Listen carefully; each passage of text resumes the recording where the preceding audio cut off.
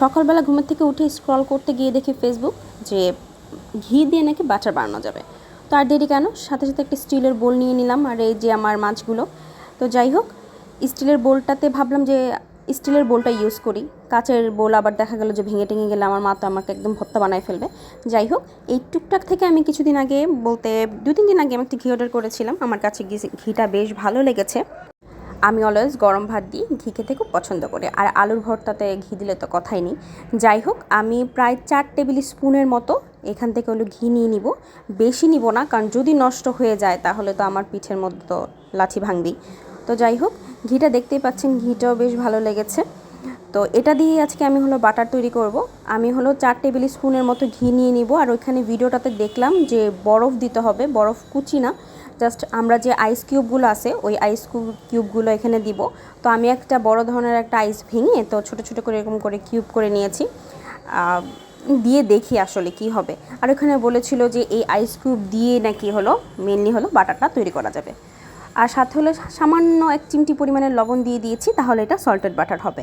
আর আপনারা যদি একটু চিনি মিশাতে চান তাহলে এটা কিন্তু মিষ্টি বাটার হবে। ঠিক আছে, তো এখন কি করলাম, আমি বারান্দায় হলো আমার গাছগুলোর সামনে রোদের মধ্যে বসে গেলাম, যেহেতু একটু ঠান্ডা ঠান্ডা। তো এখন এটাকে ভালো করে ঘুরতেই হবে, যেহেতু এক হাতে ভিডিও করছি আর এক হাতে হলে আমাকে ঘুরতে হবে। তো আমি একটু স্কিপ করে করে দেখাবো, বাট চেষ্টা করব আপনাদেরকে সম্পূর্ণ ভিডিওটা দেখার। তো এই ভিডিওটাতেই দেখেছিলাম যে ইচ্ছা মতো হলো যে হ্যান্ড উইক্স যেটা, ওইটা দিয়ে হলো ইচ্ছা মতো ঘুরতেছে। তো আমার কাছে তো হ্যান্ড উইক্স নেই, ভেঙে গিয়েছে। তো ভাবলাম যে থাক, স্পুন দিয়ে করতে থাকে। অলরেডি হলো আমি দেখতে পেরেছি যে আইসগুলো দেওয়ার কারণে না ঘিটা একটু জমাট জমাট হয়ে গিয়েছে। এই যে আমি একটু আপনাদেরকে দেখাচ্ছি, দেখেন অলরেডি হলো ক্রিমি ক্রিমি একটা টেক্সচার কিন্তু চলে এসেছে। এই যে আমি 5 থেকে 7 মিনিট পরে দেখুন ঠিক এরকম হয়েছে। ভাবলাম যে আর 2-1 মিনিটের মধ্যে হয়তো বা ঘিটা ভালো করে হয়ে যাবে। তো আমি ভালো করে ঘুটে নিচ্ছি, দেখি কি অবস্থা হয়। ঘুরতেই থাকবেন, এইটাতে কিন্তু একদম হাত ব্যথা হয়ে যায়। আসলে নতুন নতুন জিনিস এক্সপেরিমেন্ট করতে কিন্তু ভালোই লাগে। দেখুন অলরেডি কিন্তু একটা বাটারি একটা হলো কালার চলে এসেছে। তো আমি একটু টেস্ট করে দেখি আসলে চিনিটা ঠিক আছে কিনা। ও সরি, আমি তো চিনি দিইনি, আমি দিয়েছিলাম লবণ। তো লবণটা ঠিক আছে কিনা। ফাইনালি হলো এই রেজাল্ট আসলো। আমার প্রায় 8 থেকে 10 মিনিটের মতো লেগেছে, আর একটু কম লেগেছে, এত বেশি লেগেনি, মোটামুটি 8 মিনিটের মতো লেগেছে। এর মধ্যে কিন্তু খুব ভালো একটা টেক্সচার চলে এসেছে। আর যে বাটারের যে একটা স্মেল ওইটা পাচ্ছি আমি। একটু দানা দানা রয়ে গিয়েছে, কারণ ঘিয়ের মধ্যে একটু দানা দানা ছিল। আপনারা যারা তৈরি করতে চান তারা অবশ্যই একটু অ্যাভয়েড করবেন। আর আমি যখন টেস্ট করছিলাম বারবার, তখন আমার সাথে বাটার প্লাস ঘিয়েরও একটা ফ্লেভার আসছিলো, ওই যে দানা দানা রয়ে গিয়েছে তাই একটু।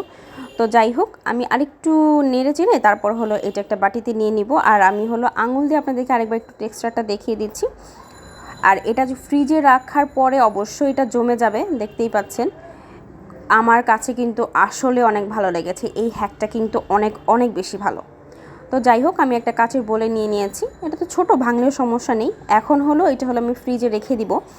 তো দেখি আসলে ভিডিওতে যেরকম করে কেটেছিল, কাটার পরে হলো এরকম হয় কি না। আমি একটু ভুল করেছি, ওই আপুটাকে দেখেছিলাম যে আমি হলো ভিডিওটাতে নিচে হলো বেকিং পেপার দিয়ে নিয়েছিল, আমি কোনো কিছুই দিইনি, এমনিতেই ফ্রিজে রেখে দিয়েছি। তো যাই হোক, ওয়েট করি 10 মিনিট পরে তারপরে আসছি। ভিডিওটা বানাতে বানাতে কতগুলো মেসেজ যে আসলো আল্লাহ।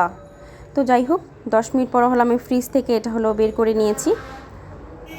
তো আমার কাছে মনে হলো যে না, মোটামুটি ভালোই হয়ে গিয়েছে। এখন হলো আমি একটু দেখি কি অবস্থা, শক্ত হয়েছে কিনা।